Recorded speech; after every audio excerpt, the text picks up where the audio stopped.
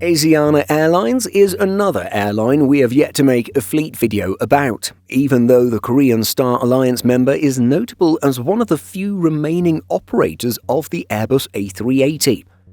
Sure, it looks like the carrier will eventually be absorbed into Korean Air due to a glacially slow merger process, but for now it continues to fly as a separate airline. And so here are the nearly 70 aircraft listed by Planespotters.net as being part of the Asiana Airlines fleet. The carrier operates 11 A321-200s, 13 A321neos, 14 A330-300s, 15 A350-900s, 6 A380s, and finally 9 777-200ERs.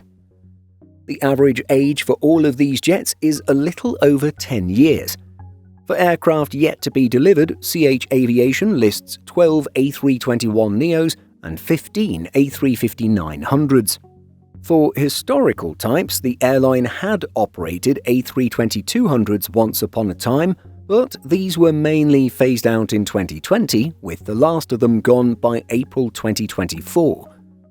Asiana was also a Boeing 737 operator but began to phase out many of its 737-400s in the early 2000s. The last of these narrow bodies was phased out by 2013. Non-ER 767-300s flew with the airline throughout the 1990s, with the last exiting the fleet in May 2025. When Asiana retired this last 767-300 airframe, registered Hotel Lima 7528, it marked the end of non-extended range 767-300 operations.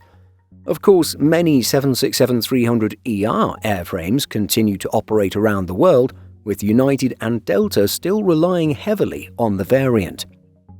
Asiana also had quite a large 747-400 freighter fleet for its cargo operations, even into 2025. However, all of these jumbos exited the fleet in July 2025. Giving up its 747 freighter fleet and its cargo operations wasn't exactly something Asiana chose to do on its own. As noted by Air Cargo News, the sell-off of Asiana's cargo business was part of the European Union's requirements to allow a Korean Air takeover to be approved. Yes, even though the Korean-Asiana merger is very much a Korean deal, foreign authorities may have a say in such matters to ensure fair competition. Of course, Korean Air/Asiana can ignore foreign requirements, but then there's a possibility of losing the right to fly to airports in that part of the world. And so, to get EU approval, Asiana sold its cargo business to Air Incheon, now Air Zeta, for approximately $322.5 million. The transaction included 10 Boeing 747 freighters and 1 Boeing 767 freighter. We will of course go over more of the merger later in this video. When it comes to the airline's A380 fleet, it's great to see that all 6 aircraft ordered are listed as still being with the carrier. Of course, all of these were parked during the pandemic, between March 2020 and late 2023, but it's good to see they weren't fully retired, as was the case with Air France, Thai Airways, and others. The Super Jumbos ordered by Asiana arrived at the airline between 2014 and 2016, and at the time of making this video, 5 of 6 are active, with the 6th being listed as parked and/or undergoing maintenance. Out of Seoul Incheon, Asiana's Airbus A380s fly to just a handful of destinations: Bangkok, Los Angeles, Frankfurt, Tokyo Narita, Taipei, and Sydney. The carrier had also operated A380 service to New York JFK over the summer. Asiana's A350s are the carrier's most modern wide-bodies and arrived at the airline between 2017 and 2023. The twin jets fly the carrier's longest routes out of Incheon, including New York JFK, Los Angeles, London Heathrow, Barcelona, Paris, and more. And so now, let's dedicate the rest of this video to discuss the slow but ongoing merger and takeover by Korean Air. The decision was announced in November 2020 and was the result of Asiana being hit hard by the pandemic and the massive slowdown in passenger air travel at the time.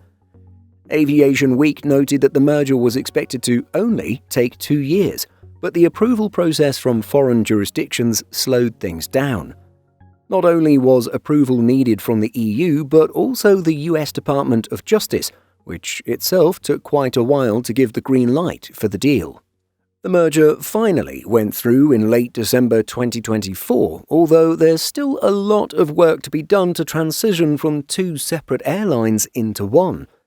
Yes, Asiana and Korean Air will eventually operate as a single commercial entity. Aviation Week notes that they'll operate as one airline with 2 separate AOCs, or Air Operators Certificates, for some time, before eventually completing the full operational merger and conducting business under a single AOC. The budget subsidiaries of both carriers, namely Jin Air, Air Seoul and Air Incheon, will be consolidated into a single entity operating under the Jin Air brand. When it comes to harmonizing the fleet and aircraft operations, Aviation Week reported that pilot training was being aligned. At the same time, full cockpit integration, flying mixed Korean Asiana crews, has yet to take place and remains a longer-term objective.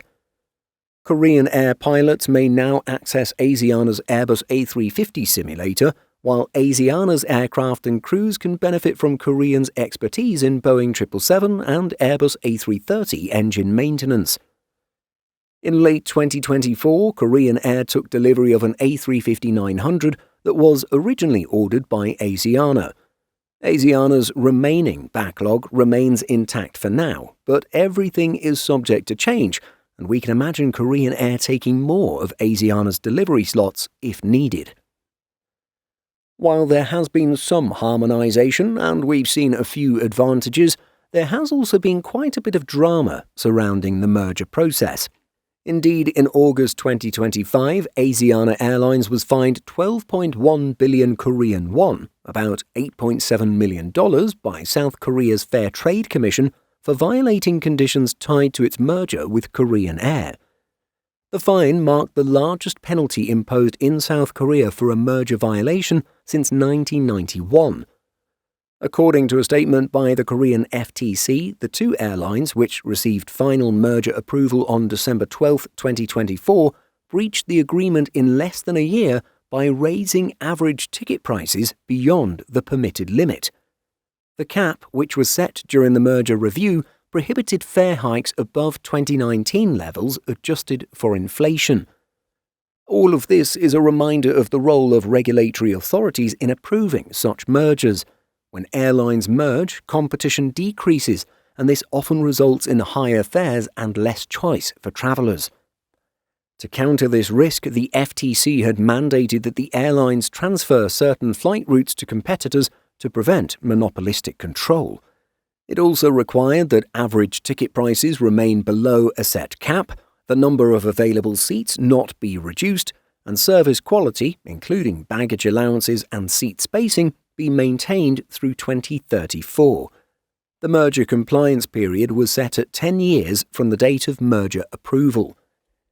So there you have it, a brief overview of Asiana's fleet in late 2025. It's our first look at Asiana, but it might also be our last, as Korean works to fully merge operations. Thus, in a few years' time, Asiana's jets may end up changing their liveries to this relatively new metallic blue look revealed by Korean. But what do you think of the fleet of Asiana? Let us know by leaving a comment. In addition to our daily YouTube videos, Simple Flying publishes over 150 articles and a podcast every week. Visit simpleflying.com.